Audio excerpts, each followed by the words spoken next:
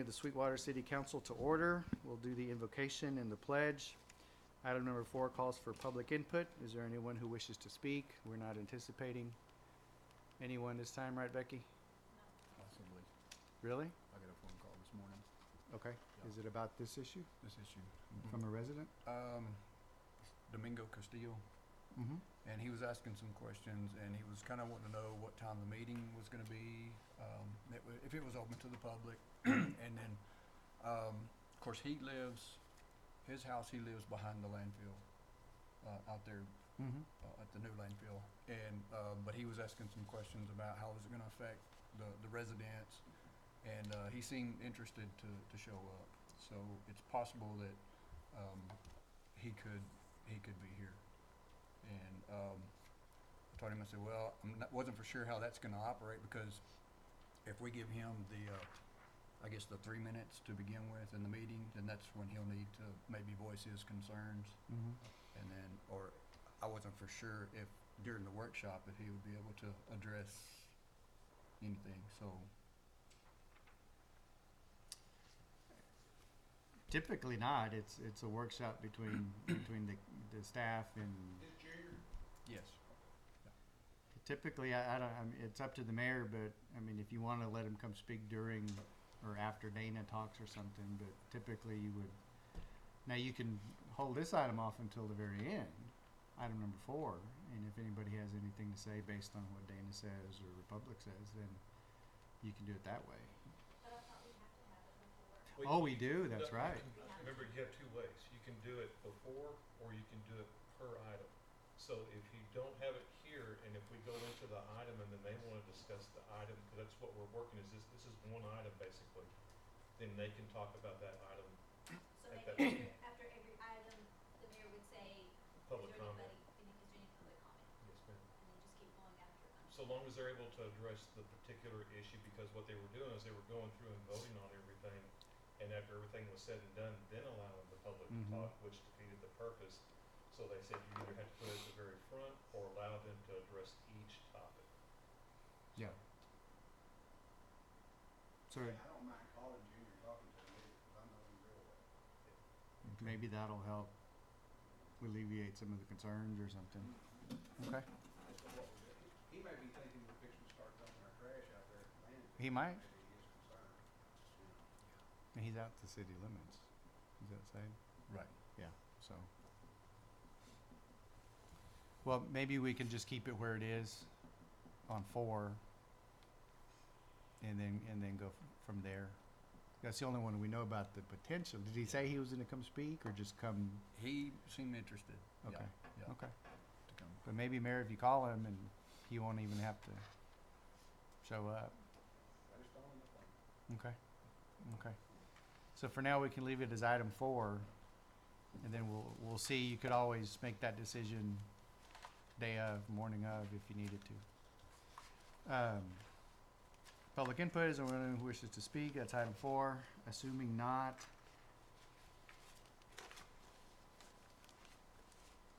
We might need some batteries in this thing or something. It's a little slow.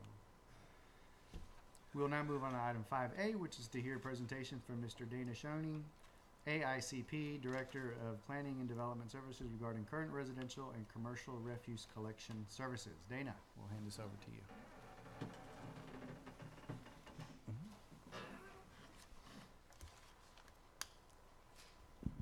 Is it this one? Is that the right slide?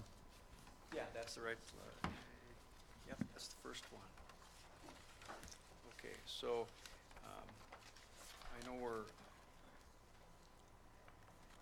Okay, so this is my first time through here, Sure. so I mean, obviously anything, it'll be a little more polished on Friday. So I'm just going to kind of go through what I have, and I would like to say thanks to everybody who has helped me put this together. Team effort to do this, and I appreciate that. You're all my partners in refuse collection. I appreciate that very much. So the purpose really of the workshop from my standpoint is to do a couple of things here, get some information out. Number 1 is to inventory our program, our solid waste management program, from a residential, commercial, and solid waste standpoint. And go over fairly generally the state statutes that do allow for cities to privatize for solid waste management services. Discuss the need to privatize our current refuse collection service. And then if down the line there are going to be some additional city code amendments that need to be put in place to accommodate a program that would be served by a private service provider. Discuss the potential steps needed to privatize the service, and then there is the potential for the city council to act on moving forward the first step for privatization of refuse collection. We have, really as an inventory, some big pieces to this whole program. Number one, we have our residential refuse collection, which everybody understands because it's your refuse that we collect as a resident for the city of Sweetwater. And we also have commercial refuse collection, which is really I'd call it a contract basis with the businesses in the city of Sweetwater as to the size of container and how many times we would pick it up per week. We have our DOC, which is our recycling center, our drop-off center that we manage. Other communities may not have such a facility. We do here. And then we have 2 certified type 4 landfills, one on the east side and one on the west side. So that's really, in a nutshell, the pieces to our solid waste management program. And of course, in order to support that, we have to have staff, we've got to have vehicles and equipment. We'll take a look at some future programming and how it might look if in fact this is a privatized service. And then I have some information, some pictures really on what I would call the current state of refuse collection in the city of Sweetwater. And please keep in mind that, I have been here for 9 months, so it's really observations from my standpoint, just mine.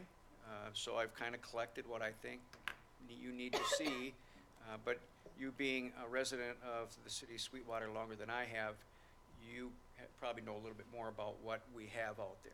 And but I'll give you my take on it here. Just to move ahead, our recycling center, again, that's kind of a unique operation. I think we're all, yeah, okay, Yeah. thank you. Yeah, It hopefully that slips. doesn't happen. It slips. Just briefly, the recycling center is a nice facility to take materials to. There's a sign here, it could, tires, any kind of recyclable item that we can't put in the trash. We won't take it to type 4 landfill. We'll take it here and then we'll dispose of it properly. We also have the blue bins out in the community where we have those at business locations, and primarily that's for cardboard at this point, where we will take that, we'll pick it up, and then we'll tip it, and then we'll run it through a shredder or bale it or whatever, and then we'll send it off, and we get a little bit of revenue from that. The recycling center is a nice option for those that would like to bring their stuff. They don't know what to do with it, they can bring it here. And it's a free, I would call it a free charge. It's really not a free charge, but it is something, it's a volunteer program. But we provide some servicing for picking up cardboard at business locations, and we do that as kind of a free service because recycling is important to do, and we do generate some revenue. Our type 4 landfills, just a couple pictures, just so you know, we have 2. Now, the west side landfill, there is a 5-year requirement for closure. That's in our site operating plan. That's a TCEQ requirement. So we have to manage that facility for 5 years, making sure that there's good cover, no erosion. So we're kind of going back and forth with dirt to fill in where water might erode some channels there and that type of thing. And we have to grow some vegetation on top of that. But there's a 5-year requirement before we can actually say we're done with that.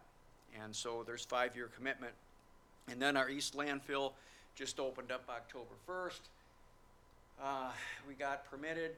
It's about a 120-year lifetime, life cycle for that facility, and we're in our 3rd month. So that's a nice feature here for the city of Sweetwater, and that is for our residents who do pay a landfill fee on their utility bill of $2 currently to help manage that, both facilities really.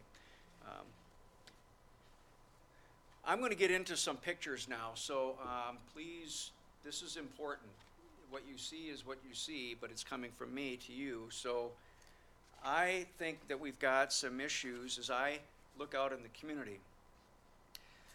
Generally, it's where dumpsters, where containers are located, the state of the containers, and what is being dumped around the containers. In this community, and I'm sure there's other communities, we tend to put our recyclable or our residential containers in the street right of way in locations where we don't have alleys. So you have these containers, they're sitting in the streets, they're for 3 or 4 homes, and that's what we have. And so here is some examples of where we do have some located in the right of way. And so I've never seen that before, but I understand why it is happening here. Come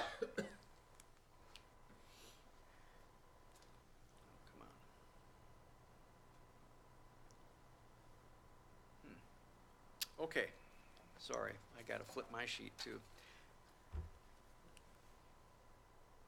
Here are some other examples of containers in the right of way, and I think what you're seeing also is the conditions of these containers.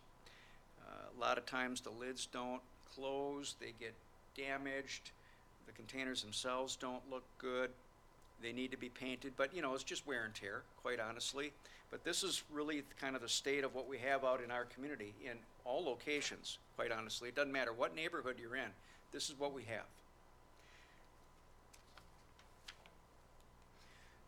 An example of really some commercial locations, and we've got containers in the street.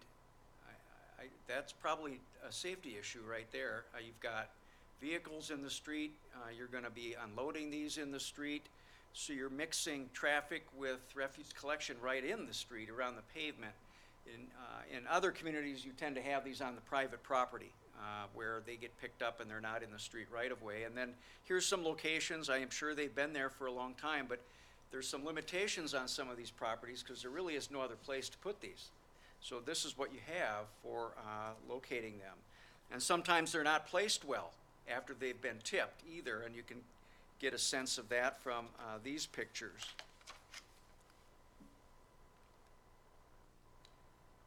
Okay, so that is just one issue, the location. Now we get into another issue, and I call it, it's debris and unsightliness of our container locations. Not only are the containers in bad shape, but I know historically we had a pickup program. It was probably a recurrent pickup program for debris and other types of things, bulk items that were picked up. And that really is not anything that we have a recurrent program for. I know we do it as we can. As we have staff available and time available, we take care of that. But I think the community thinks we're still doing it. And that's why they're putting these items out there, because they believe that we have a pickup program. We don't have a pickup program. So this is really what we get. We get a lot of mattresses and couches and other types of things that are located along these containers. And I would tell you that at first I thought this would be just certain areas of the city. No, this is everywhere in the city. I don't care what neighborhood you're in, we're getting some of this. And so here's just some other examples of what is being placed around these containers. They are really essentially becoming dumping grounds, and mainly because we don't have a program that is a consistent program to pick them up. And then we have issues with vegetation growth and other things around the containers. But if you look at these, you can clearly see this is a public health and safety issue, big time, in my opinion. And I think that the state law that allows you to take another look at this is looking right at this. And because I think this is a perfect or prime example or circumstance that we can utilize, we could take care of through some other provision of the service. These are just some other examples. Mattresses seem to be the thing this year that we have out there. And I know that I probably have some of these pictures. I know that we went out and picked up a lot of this. So Russell, I want you to know these might have been taken before some of the debris was taken away from the alleys. So, but this is what we get sometimes. And so this is what the staff has to contend with when they're going out there and cleaning up our alleyways. Here's some other areas. Even the containers don't sit flat in some cases. They're turned over, bent, and it's just a situation where we've got some issues, in my opinion. So, moving forward, and knowing that there's a potential action item to at least start the process towards another service provision, privatization, this is what we currently have for personnel numbers. We've got refuse, our residential routes. We've got 5 collection operators. We've got 2 collection operators for commercial. We've got a superintendent and an equipment operator who spends their time at the landfill when folks come in and dump their stuff, and they've got to put dirt on it and compact it and so forth. And then we got 9 part-timers. So it's really 18, I would call it 18 full-time equivalent positions, or 18 positions, some part-time, some full-time for the city. That's what we currently have.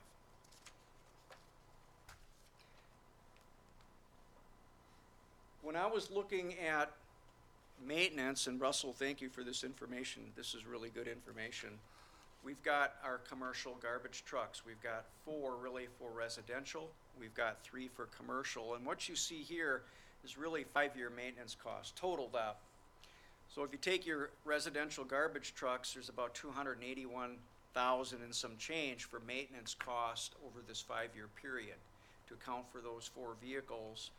And from the commercial standpoint, it's $180,300 for maintenance costs. The total's getting close to $500,000 over a 5-year period just on trucks. What this doesn't say is downtime.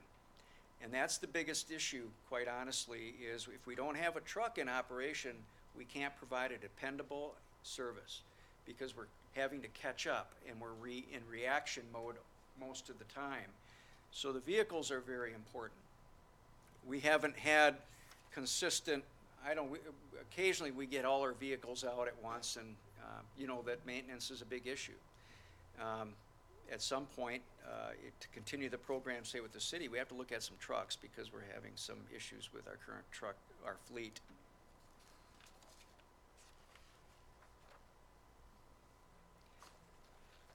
If we were to, and I say if we were to, if you were to consider a first step towards privatization, I look at the program differently then, as the director. What type of program are we going to have to manage? Let's just say refuse collection and for residential and commercial is done by somebody else. We still have 2 landfills. We still have a recycling center. We have to maintain those somehow. They're in our possession. So we have to maintain a recycling center. I mean, I think we do. It's a good service for the public, but it can cost. You know, there's some costs. Staffing and the building itself, the containers, baling, all of that has to happen at the recycling center for our recyclables. What I see happening is that we would remove our recycling blue bins from our business locations, and it would be strictly a volunteer program. That means we're not going to go pick up cardboard anymore. We're going to take all the blue bins, I think 160 some, we reduced it down all the way, and we don't have those anymore. I don't know what the business community is going to say to that, because I think they have a good expectation that there's a good place to put their cardboard. But we wouldn't have that moving forward, in my opinion, or at least that's a consideration that we need to make.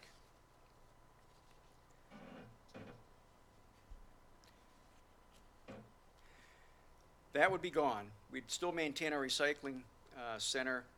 And then we have our landfills, and I mentioned we still have a required 5-year closure requirement for the west landfill, and we'd have to maintain our new landfill. And we have to have it staffed at the front, and we have to have an operator.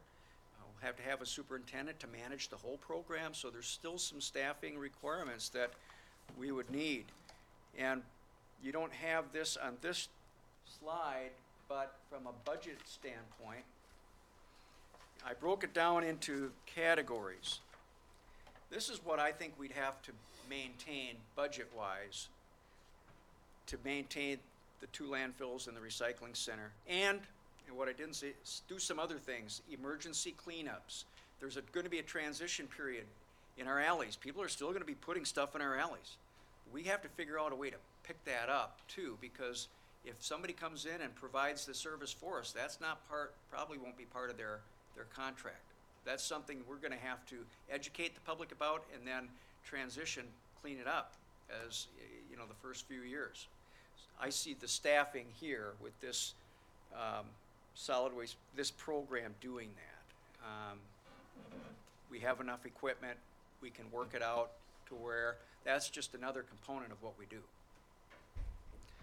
So from an expenditure standpoint, taking a look at personnel services, supplies, contractual services, and other uses, about $641,000. Now what that does is we still have my salary, we still have our superintendent's salary, we have all that we would still have here, and that's all pretty much contained in the big item here. Revenue, still have our landfill fees. We have our landfill disposal fees. It's still usable. We can set containers for businesses, for roofers, and that type of thing. They can use our landfill. Our franchise fee, and that's something that I'll touch on a little bit. We have, based on information we got on what we think a franchise fee would be, and by the way, a franchise fee is anything over the top of your base collection rate fee or your billing rate. At 12%, we're talking about $190,000 that we would bring in for franchise fee, but the billing rate has to go up, and that's really the difference. And then we do recyclables, and there's a little bit of amount there. In total, the revenue would be about $340,000. So you've got expenditures where they are, or I should say estimated expenditures and revenue, and then you still have a net loss of about $302,000. That's with it privatized, with your franchise fee, with all the cost included. That's what we're looking at. And then there's a couple other costs too. We've got some franchise fees that would be placed in the general fund at about $75,000, bringing it up to about $377,000. And there's a couple other costs I don't have on this slide, but I will share them with you. These are estimated. We've got the billing department, and we have the service center. Well, through revenue that we've generated from solid waste management, that helps support those functions. And with what we're looking at budget-wise, the amounts, and it could be about $180,000 lost to the general fund from a recalculated franchise and admin fees. That's primarily billing, I think. The office down at the end of the hall. And then to the service center, Russell's department, it would be a loss of about $128,000 that is given to the service center to provide the services that they do. I mean, you know, they provide services for solid waste with the maintenance and all of that, the vehicles, a lot of work for us. So, you know, this isn't a even balance. We're going to be at a net loss if we go privatization. But if I flip the coin here, we're going to be at a loss if we keep the service. We've got trucks we have to purchase because ours are in pretty dire shape. We can't keep them on the road. So as I look at it, I'm not quite sure what the balance actually is. but I would almost call it a wash. I mean, we have to purchase trucks if we keep it. We don't have to purchase trucks if we keep it, but we lose out because we don't generate enough off of franchise fees that's reasonable amounts. And we have all these other costs that we have. So it's one of these. Which way do you want to go? I will say, I'm trying to be, as objective as I possibly can, but if I'm looking at the long term, that's a consideration that I think the council needs to make is, okay, in 5 years and 7 years, where will we be? Well, we won't be maintaining a lot of vehicles, we're gonna have some things drop off, so we might be better off long-term to pick up some of our loss. I don't know what it would be if we keep it, but I know that changes have to be made financially to keep our service here. It's clearly, if I look at it, again, observation, coming in, not being here that long, I would say that maybe the last decade, there hasn't been adequate reinvestment into our solid waste management program. And so I believe that that's the case. And I could be wrong, but I mean, I look out there and that's what I see. So one way or another, we got to invest in this program, and that's for you to make that decision. A little bit hard to see here. I'll have to try and make that a little bit bigger, but let me, what I did here is from a residential rate standpoint, I looked at our existing rates in our fee schedule and applied rates. I got these rates from Public Services, and we calculated their base rate with a 10% increase for franchise fee and a 12% increase on that rate for franchise fee. Some of the public will be more impacted than others. A residential customer right now uses the 3-yard refuse collection container. If we hand the program off and privatize, the 3-yard containers go away and everybody gets a 96-gallon polycart, their own container. It's an increase at a 10% franchise fee of about almost $3 per resident. Add a 10% franchise fee and add another 50 cents or so onto that for if we collect a 12% franchise fee. But we're looking at about a $3, $3.50 increase on their bill. Now what that includes is what we call brush and bulk once a month pickup, which in my opinion we don't have right now. It's an added service and would help with our alleys, I think. I mean, not that they're gonna go in the alleys to clean them up, but there would be a program to where residents can put their bulk items in the front and they get picked up once a month. And it's consistent and dependable, and that's a service that a provider would provide for this community. That's the increase really in the fees as well as the franchise fee. Some people that will be impacted, we have about 24 residents that actually have 96-gallon carts, and their rates are gonna would go up almost $8 without really a change in what they get for a cart. It'd be the same cart, but because of this program, they're gonna get charged $8 more, those 24 residents. They probably won't be happy, but that's a big one there. The out of city customers,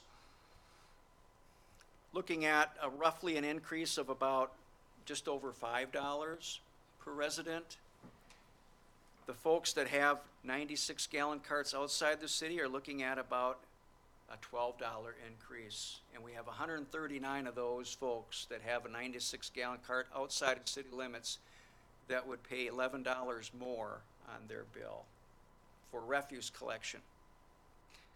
So that's kind of an eye-opener. We have 3,403 basic residents that use the 3-yard containers. So that's the bulk of our customers, but these folks would be impacted. Commercial rates, that's a little bit different ballgame. because right now, the Planning and Development Services Department, we actually work with the businesses on what I call the contractor, the service.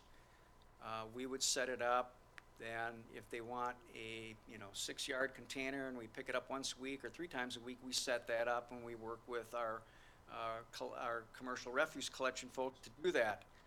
If we privatize the service, we're pretty much out of it entirely.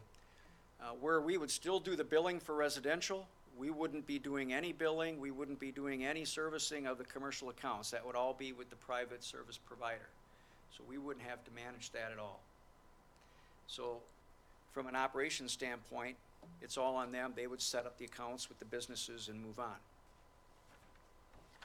From a impacting standpoint, there's some increase in the amount for the businesses, and roughly speaking, it's probably about $5 to $6 increase for a one-time pickup.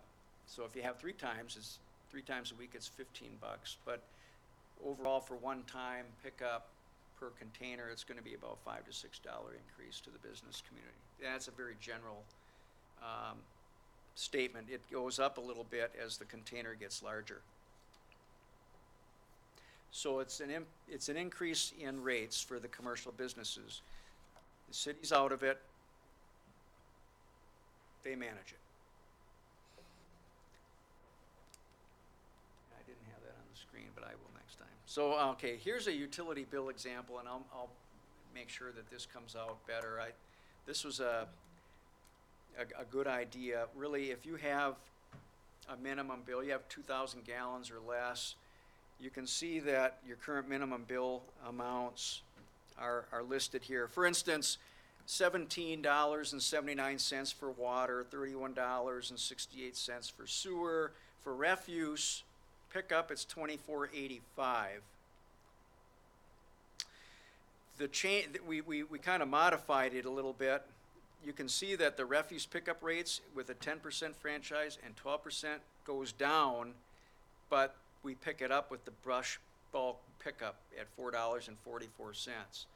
So what we have here is an additional item. The rates are actually less, the base rates, based on this, but with the brush and debris, it's going to go up. As an added service, in my opinion. So this is really kind of the differences that you see. So in total, where a resident might get a bill of $78.37 with a 10% franchise fee, on top of the base rate to cover franchise fees, we're talking $81.36. With the 12% franchise fee, the bill would be $81.61. So at 2,000 gallons or less, with the changes in refuse, it's about a $3 change to a $3.50 change extra for that use, that how much water they're using there, that kind of account. Not a significant amount, but can be to a lot of people, for sure. So next steps in the privatization could be, negotiate a franchise agreement terms of any kind of agreement with a service provider coming in. There are certain city code ordinances that need to be amended. If you go to the 96-gallon poly carts, right now the containers are out in the right-of-way. They don't move, they're there. But if you got a cart, you got to bring it to the house, then you bring it out at a certain time, you bring it to the house. You don't want them out in the street. You want them to the house. So a code amendment would be, you have to take your carts back to the house after so much time from the pickup. I mean, that just has to happen. And there could be an enforcement problem down the line, more of an education issue. And then any agreement terms would have to be codified in the code of ordinances. So if you go franchise agreement, all that has to be codified in our code, spelling out everything.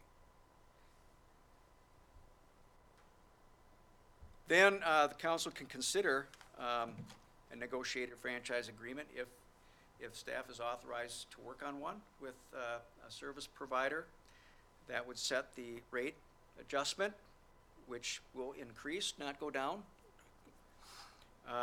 There will be some public education as we move into this transition period. And as I mentioned, the commercial refuse collection will be managed by the private service provider, and we wouldn't have anything to do with that. Except we may have to receive some complaints occasionally that we would then relay to the service provider.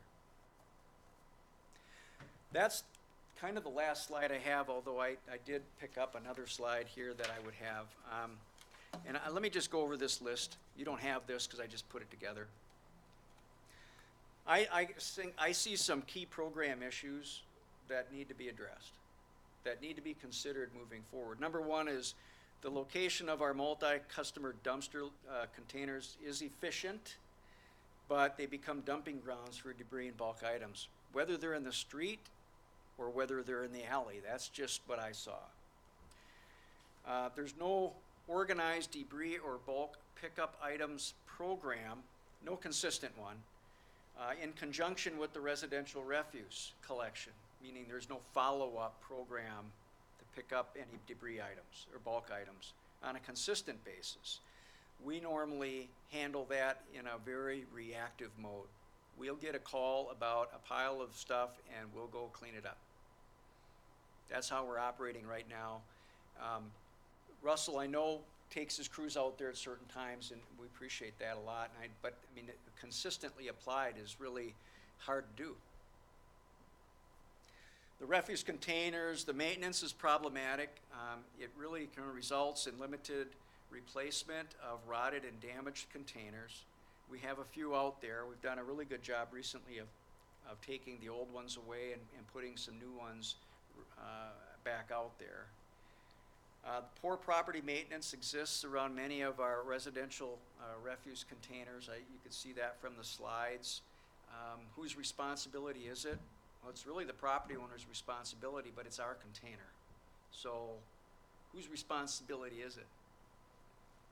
I would say it's theirs, but I think they think it's the city's. That's what I'm seeing. The refuse collection trucks, maintenance and increasing downtime, it results in unreliable and undependable program performance. Plain and simple. And then it's hard to stay ahead sometimes of the new things that we need. When we have a vehicle that's off-site for maintenance, we don't know when we're going to get it back. So we don't know how long downtime is going to be. Typically when it's in the shop here, we get it back pretty quickly. But when it's outside, we don't always get that. So when are we going to get the truck back? Well, we think next week. Next week comes by, well, no, we think another week. And so you're just trying to manage a program, not knowing what the next week brings. And I guess the last point is staff is too often placed in that reactive program mode. And that's really due to a lack of resources. And I think the program, and I don't mean, and it may be coming across as negative, and I really don't need to, I'm trying to be objective, but it's just a disjointed program right now. And it probably has been for a long time. If the city continues to maintain or manage that program, we'll have to tighten it up somehow. If a private service provider manages that program, it's already tightened up. That's what they do. And they have the trucks, they've got the containers, they've got the staff. They've done this, and they do it well. So the decision is, what way do you want to go? I just wanted to at least inventory and give you my take on it. And so it's a tough decision because there's staffing, there's all kinds of issues, the public education associated with it. Will the service be better? Until we do it, we really won't know, but it's a good bet that it would be. So based on that, again, this is all I have right now, and certainly would answer or try and answer any questions that you might have, any concerns that you might have moving forward, anything at all. Thank you, Dana. Does anybody have any questions for Dana? I got a couple. Sure. Go right ahead, Councilman.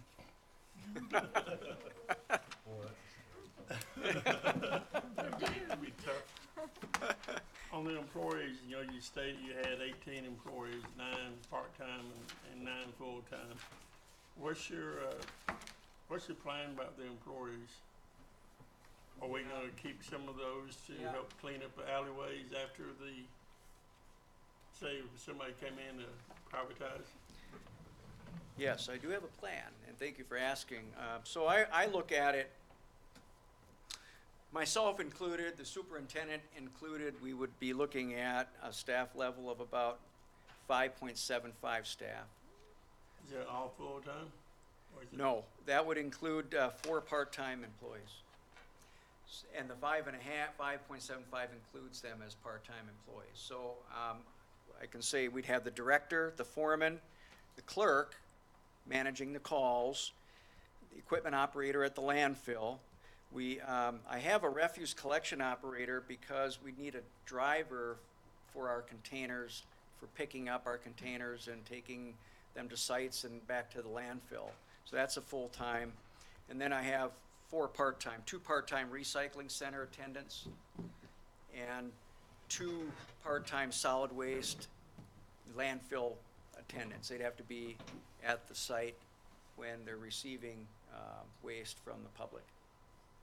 So that's the positions that I have. In terms of cost, though, I mean, to be honest, the cost is in your director and in your foreman, primarily, and then your equipment operator and your collection operators. You know, we have those staff, and we need those staff to manage the program. But it does reduce our staffing with our drivers for refuse and commercial. They're not included in this list right now. Okay. And a while ago, you said there'd be some brush and bulk pickup once a month. My concern on that is people start piling the stuff in the front yard up by the curb, like the first week of the month, they go pick that up to the last week of the month. That could hurt the meter reading program, because those people Yeah. putting out tree limbs and stuff like that, they don't care if they cover up a meter box. Will we be able to, or would code enforcement be able to go out and tell me you have to move this stuff, we're gonna give you a ticket today? Because that could really influence the meter reading, and Yeah. thus it could influence the billing down there at the water office, and getting the bills out on time where we can't Sure. get the reads. Well, I think with any program, you know, there's a transition, there's an education process. Even bulk items, you don't want them out to the curb for 3 weeks and then get them picked up on the 4th week. Right. You want to make sure that not only are the containers out there for a certain period of time, also your bulk items, only for like the week of pickup. If it would be a situation where they're on top of a meter, we'd have to go out there and tell them to remove that, because if we have to get to the meter, that could be a real problem too. It's not even just billing, it's actually Right, getting like to we the catch meter our and hand doing leak some or work. something. So, I mean, the education part is, there's only certain places that you can put it. If you got a meter, you can't place it on top of a meter. Now, some people don't have an idea where their meters are. You know that as well as I know. So it's kind of an education to work them through that. Again, this isn't going to be a quick, we just move it to one other model. There's some responsibilities, and code enforcement will be more involved in this, even just from the containers, not having them placed out in the street all the time. Right. I have a question. Is the bulk, that's not bad. Is that typically how they do the bulk pickup? Putting it out in the front yards instead of the alley, or? Well, they're gonna be, In other places, is that how they do them? that's how my experience is that's where they've done it. So, where we currently have refuse collection pickup in the alleys, they will still pick up refuse collection if that is your only driveway. If you have a driveway off the street, everything's in the front. And so they will follow the same route, and it's all in the front. It's just easier for them to do. The problem could be that people will still be putting stuff in the alleyway, because they've done it for years. And that's where I see the staff moving forward with solid waste to kind of manage that a little bit, and work with Russell to manage that too, because that's a cultural thing. I've always put it back there, and now I can't. Well, some people will put it back there, and we're gonna have to educate through code enforcement, through other means to get them to not do that. I mean, there's some, dumping that goes on, and we don't know where it came from. And that could be a problem down the line. But I would say that's a problem right now. We have that problem right now. It's just easier to put it by a can. Well, I guess the city's gonna pick that up at some point in time. And we're not. We'll pick it up when we can, but it's not every month. And usually, you spoke about getting some ordinances on the books to deal with some of that. Some of that's gonna be, you cannot place your bulky and brushy items out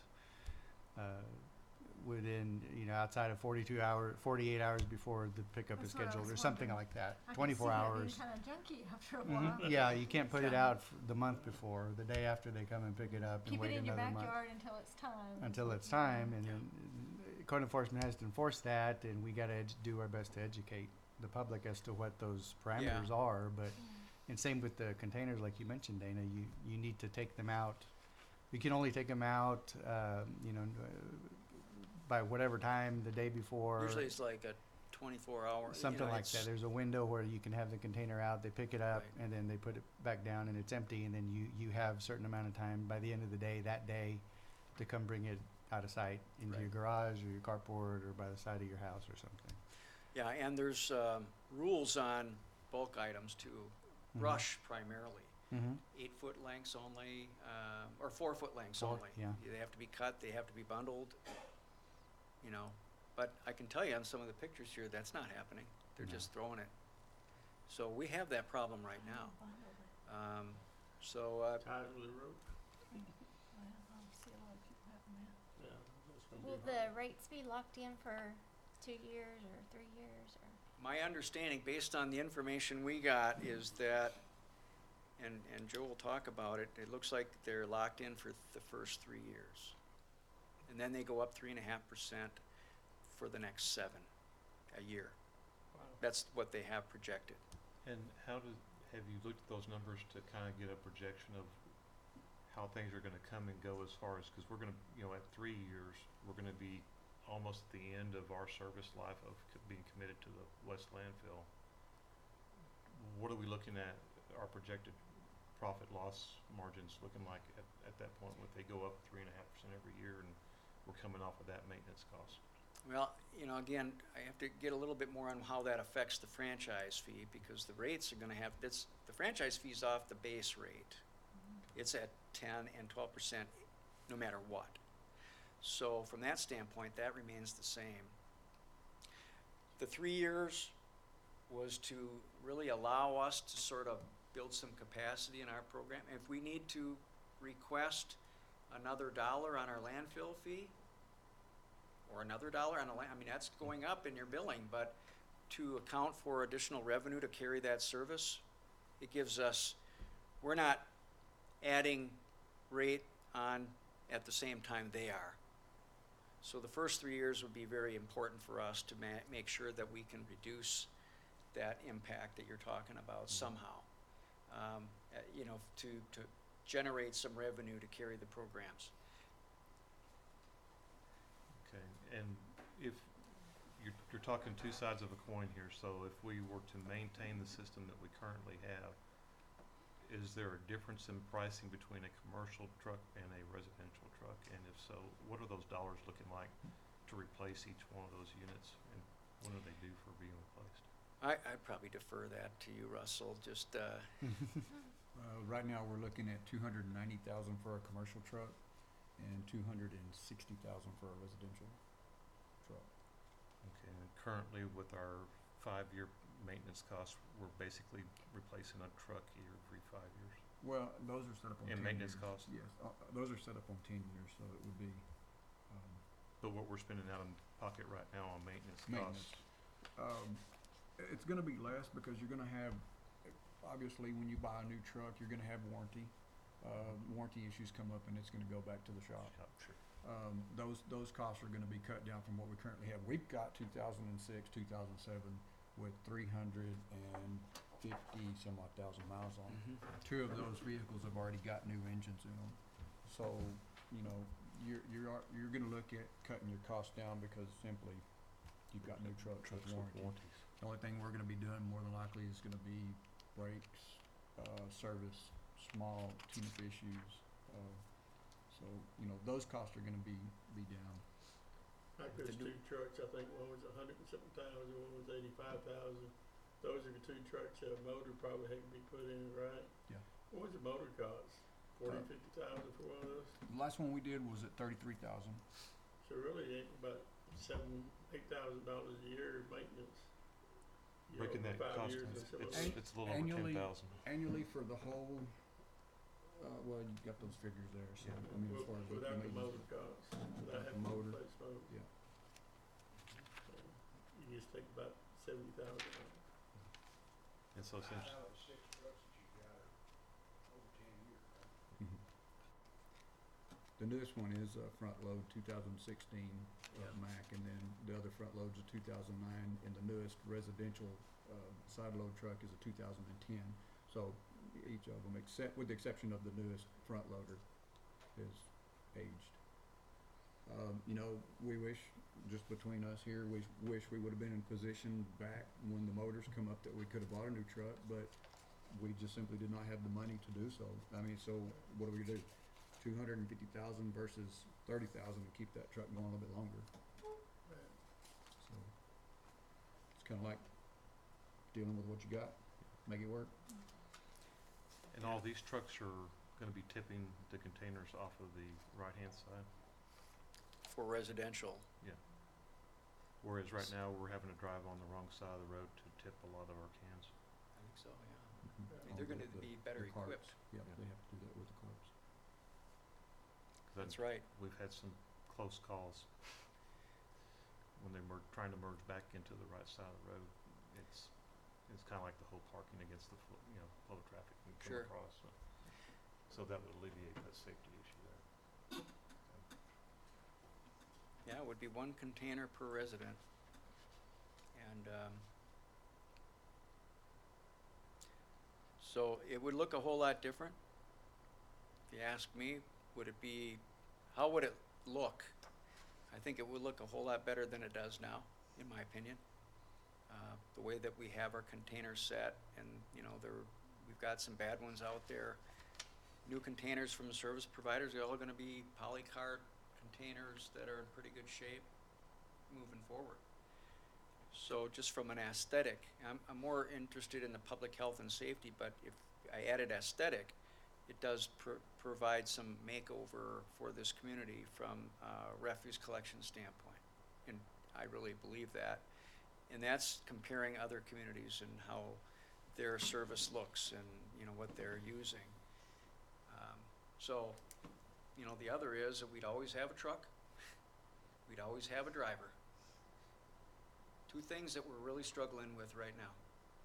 Would you agree? I mean, we're struggling with that right now. So, well, we couldn't get the pickup yesterday afternoon, now we're gonna work the next day in the morning, and the public's wondering why their garbage wasn't picked up the day before, it's supposed to be.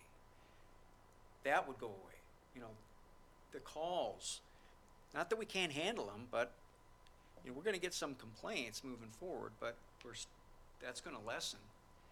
I think because they just, you know, they know what they're doing, and they're equipped to do it.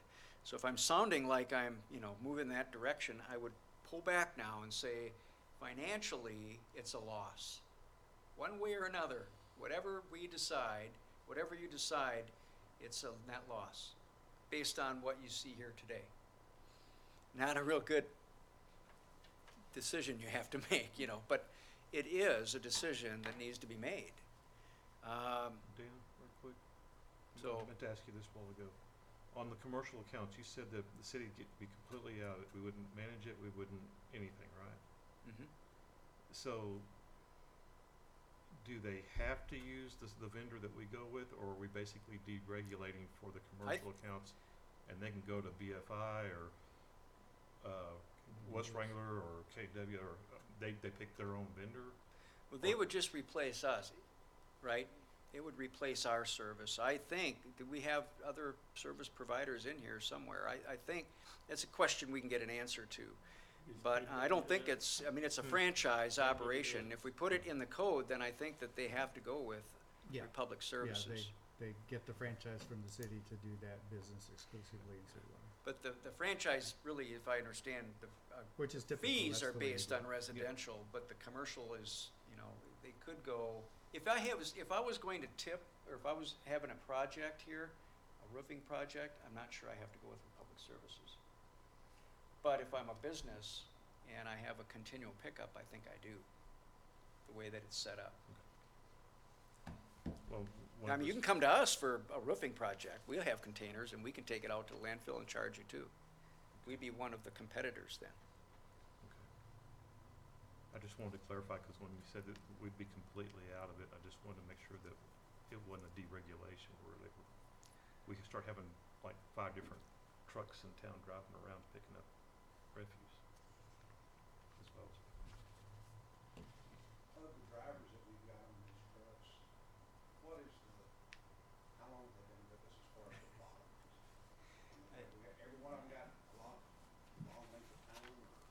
We've got 4 that are eligible to retire by age or years of service. So there's so that would leave 3. Two that have less than 5 years of service, they're not vested. And then we have an open position. It's still open position, yeah. So, we anticipate there may be some retirements within the next 6 months, from what we're hearing. Getting close. Mhm. Do we- Dana, we currently pick up how many times a week for residential? Once, And so would Republic or any other provider pick up once or twice? Do we know? once, They would also pick up once, so there would be no change in right, frequency at least. right. And each individual household would have their own container. Could they get 2 if they wanted to, just pay a little bit extra? Yes, Yeah. there's some add-ons there if you want, I don't have the numbers here, but I think it's like $11 or something, yeah, for $11.39 another extra for a second. container.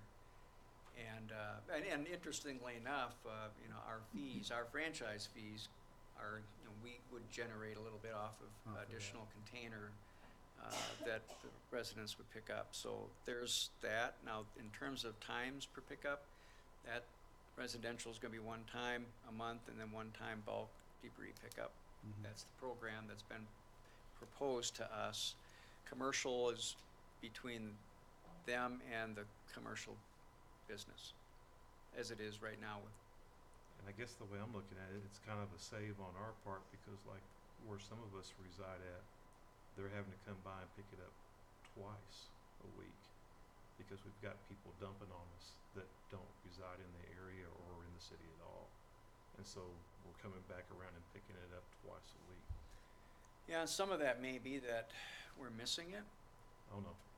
But I would agree, I think that, I mean, okay, for an example, again, it's probably not the best example, but we had a request from one of our business locations on Broadway. Their dumpster was full. They're a restaurant. Said, can we start putting our stuff in the residential bins in the alley?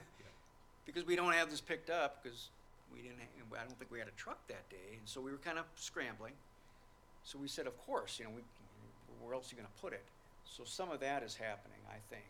Well, I know they're picking up mine twice a week, because they come right off of Haley, and they're dumping, and they're filling it.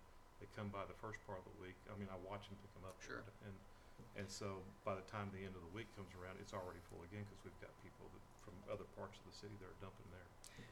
But I think that'll save us. And also, when we have bad weather days, like a large amount of rain, or if we have snow or something like that, do we keep our trucks out of the alleys? Or do they still run the alley? If we can run them, we run them. I mean, if there's Most ice of the and alleys stuff are on the all road, weather, yeah, I mean, except for the road conditions, if it's icy or whatever, but yeah, most of the time they do run. mhm. Like I say, the alleys are all weather, most of them. On that extra carton situation, we could actually charge 15 for them, and we paid him $11.39, and we had, I think we could work it out through the negotiations. okay. That's their cost was the That's 11 their something. cost. But if we wanted to make it 14 or 15, I suppose we just negotiate with that. They probably don't care as long as they get their 11 and some Okay. change. I mean, people are gonna want 2 cars, they're not gonna care. Yeah, uh-huh. They're not gonna care if it's 3 or 4 cars. Right, right. You I might think need, you might need that extra volume. What they did also say, we asked them about, if I'm in a wheelchair, how am I supposed to take my cart out to the curb and bring it back? Well, they have a program, and I guess Joe could explain that, Mr. Spano, but they have a program where they verify that you are indeed disabled, however they do that, and then they'll get the driver to go get your cart in your garage, bring it out, tip it, and then take it back in. Is that right? Mhm. So For long no as there's additional not fee? anybody else in the house that's capable. Something like that. Yeah. I mean, they're parameters. And yeah, right, and it's between the resident and the company. Yeah. But they'll do that for, I think, no additional fee. I don't think there's a cost. I think Yeah. that's part of the program they offer. Yeah. And they do it as a goodwill. I mean, and they understand that they're, especially with these polycarts, right now, like I said, they're just there. Yeah. Bringing a polycart back and forth can be a chore for some folks. I've done both, and the alley and the polycart to the curb, and much prefer personally, I just prefer the polycart to the curb, because you can keep it out of sight, you can just dump it in your garage or wherever, and once a week, just roll it out, roll it back, and Yeah. And you don't have the Mm. situation that he's got for somebody else coming by and dumping on top of it. yeah, sure. Yeah, that's, Oh, yeah. I think based on experience, Brian, they probably know your area and they know they have to come in there more than once. Do we have any additional questions? We probably need to kind of wrap up by 3, because court's gonna start, the folks will start getting here for court a little bit after that. Do we have anything else to ask Dana while we got his attention? Just one other, I don't know if it would come up or what, but the question of what's gonna happen to our current, if we do go privatization, what's gonna happen with all our containers and our vehicles? Well, the containers will be scrapped. We can get some scrap prices for those probably. What we didn't talk about, there may be some communities that are in need of containers and we could sell to those other communities. The trucks, that's a matter of, we try and unload. If anybody would like a truck, we try and sell that, or they go out, for surplus again. This time with some, better trucks than what we couldn't get rid of last time. Mhm.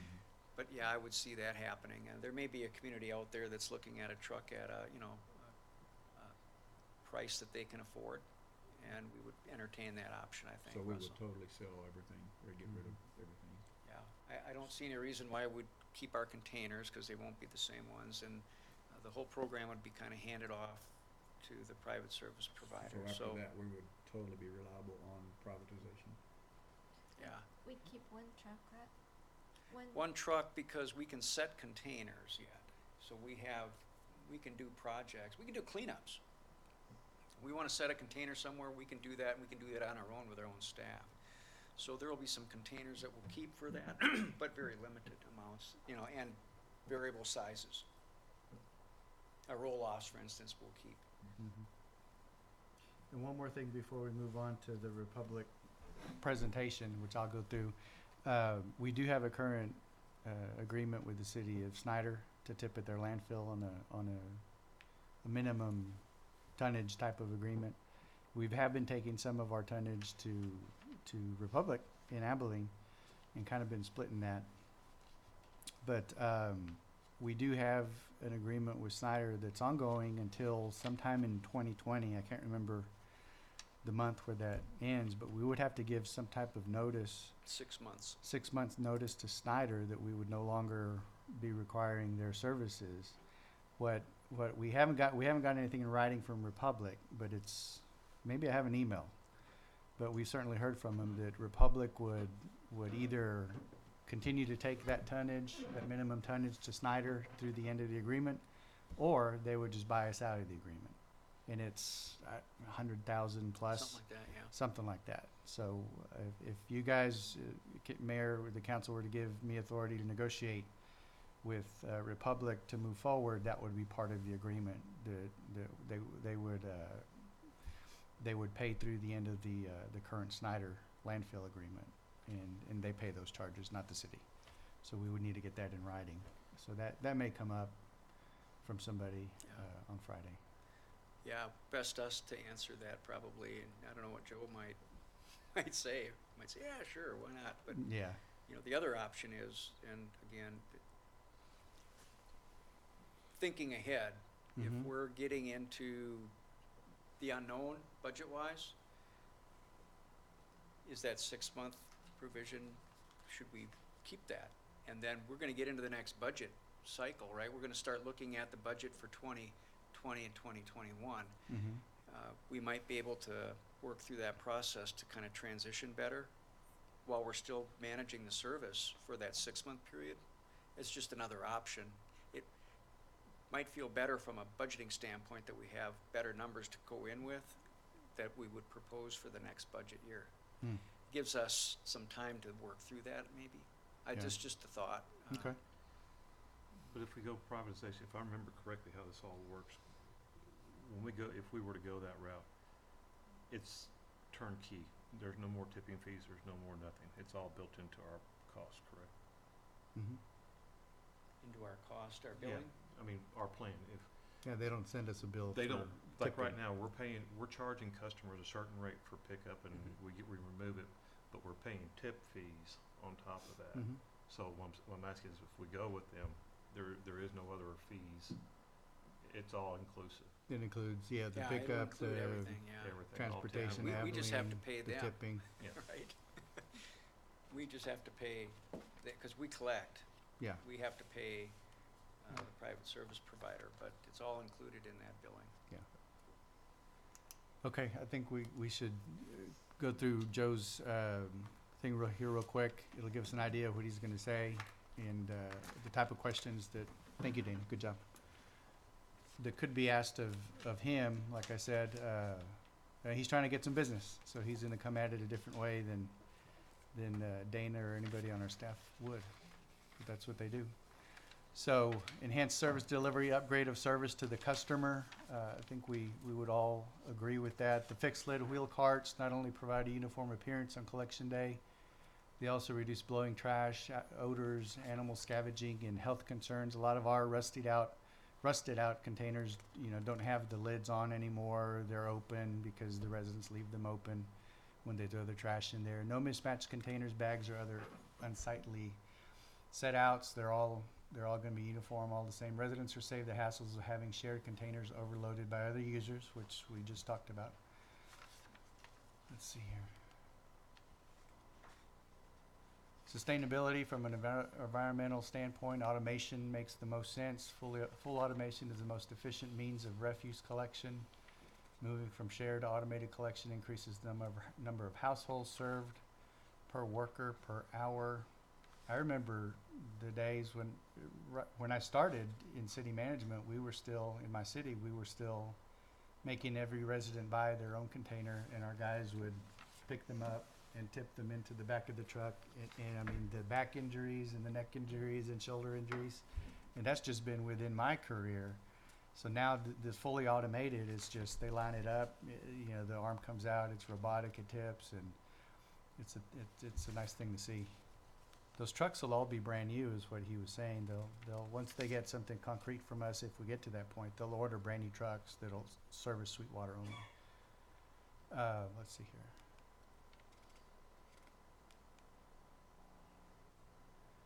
The truck, compacting body, the chassis, automated arm, they all work together as a unit. Okay.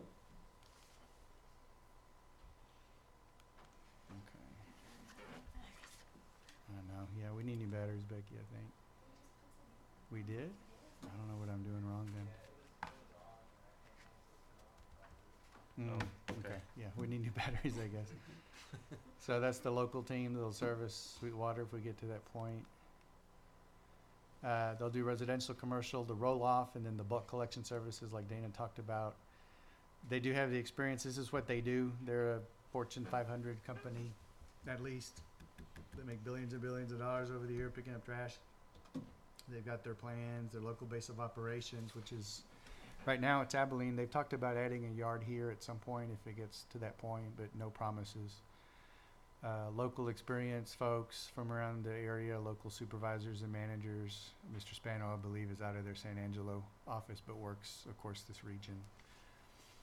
And that's kind of an example of the new Mack truck that they've got rolling, and the arm and how it's picked up and all that. Sorry, guys. That's the truck. And Dana, are they going to have? They're going to have what we want to do probably after Joe gets done with his presentation. Is open those doors. We're going to have Russell shut off part of the street right here, and we're going to put one of our vehicles next to one of theirs, and one of our containers next to one of the roll-off, the 95-gallon roll-off containers, and everybody can go out, climb in the truck, look at it, touch it, whatever you guys think you need to do, just as a demonstration of what their capabilities are versus what we have rolling right now. So we think that'll help you guys make a good decision on that. So we'll take some time off after his presentation to go outside, and hopefully the weather cooperates. I think it's going to be a nice sunny day on Friday. We're hopeful of that anyway. So that's the equipment, the carts. He'll have examples of those. They're 96-gallon roll-out carts, so you can go from what we have currently on the ground to what they would be supplying. The roll-out carts are user-friendly. You bring them to the curb, etc. Senior citizens love the carts. Wheels make it easy. Cleaner streets. Lids keep water and animals out, but odors in. Monthly curbside brush and bulk collection, 3 cubic yard limit. Brush must be cut and bundled in 4-foot lengths and weigh no more than 50 pounds. No construction debris, dead animals, hazardous waste, or stable matter is allowed. That's on their once a month curbside brush and bulky collection. And then that's all he has. At that point, Joe will be asked to, he'll be asked questions if Mayor and Council have any questions of Joe, and then we'll, like I said, make some time, head outside just right there and look at the equipment and get a hands-on on it and climb up in the cab or whatever anybody needs to do to satisfy the curiosity about it. And then we move on to agenda item 5D, discuss, consider possible action to authorize the city manager to negotiate a franchise terms with the private solid waste collection service provider most advantageous to the city pursuant to local government code section and Health and Safety Code Chapter 363 for the private provision of solid waste collection services and other matters in connection therewith. Mayor, we just put that in case, if you guys are ready to do it, and all that would be doing would be to authorize me and the staff to sit down at the table with Republic and work out an agreement that we would later bring back for full ratification by the council, and we can get you to sign it, and then we move on. So it wouldn't be making any hard commitment, just, hey, look, we're interested, let's sit down around the table and negotiate some terms, which we've kind of got a lot of that already negotiated, but kind of wrap it up and put it in writing, black and white. The lawyers will get involved, go back and forth, and then probably in January we would look to bring it to council for permission to sign it, and then we would go from there. So it's not making an absolute commitment, it's just taking that next step of, okay, we're interested, let's negotiate something. You can table this, you can say no, you can say go for it, yes, whatever it is that y'all are ready to do after that meeting on Friday. So that's just there. That's there if you guys feel comfortable, then you can pull the trigger on it to go to that next step. Mr. Miller, how about 5C? Would that be after they come back in from working at? Yes, and that's just when They'll go yeah. out there, and then when they come back, Mhm. then the mayor will say, now we're at item 5C to discuss. Yes, I'm sorry, I skipped over C, but Between these, but that's just general discussion on it. Let's answer some more, let's ask some more questions, get some more answers. What about this? What about that? And just a general discussion on pursuing that privatization by franchise agreement. And then if y'all are ready, we can go to D, or table it or approve it or not, or whatever y'all are ready to do at that point. Give further direction. I would, and I know it's a big decision, but like Dana said, we're at a crossroads. If we stay doing what we've been doing all these years, we're going to continue to lose money. We got to buy the new trucks. We're having trouble hiring drivers and keeping drivers, and there's the risk involved. I mean, we try to mitigate as much risk and whole safety is in a high standard as we can, but there's always you're always putting yourself. We get to kind of step away from that if we give the program to somebody else. Then it's their concern, it's their problem, it's their challenge. And then we get the containers for brand new for every resident. We get the brand new trucks rolling around. We get the expertise that comes along with what they do, because that's all they do. And then we get, I think, on the economic side, we're still losing money for a few years, and then we'll get caught up on that. But the non-economic side, in my mind, is important as well. That's the aesthetic value that this brings. It kind of takes a big step forward in cleaning up the city and getting rid of all that stuff that's just on the curb and in the right of ways. And so there's value there that we can't put a dollar amount on, but there's value there nonetheless on some of that other stuff, the beautification and all that. You can't say, well, that's worth $500,000. Maybe it's worth less or more. I don't know, but there's some kind of value that we should look at assigning that. It's non-economic, but it's still some value to that. And so that's kind of what we're thinking. We've been working on this for months and months already, and I think the staff agrees that we should really take a look at the privatization very closely, and we hope the council would agree with that and give us permission maybe to take that next step and see what we can negotiate with them. You know, we may not be able to. The terms may be just way too far, and okay, we tried. But I think we're real close with Republic as far as what they're willing to give up and what we're willing to take and give up too. So that's kind of where we are. We appreciate you being here. And do you have any questions for us, Mayor, since we're all here? Or Becky? If we see that, Zach, cut the tape. that there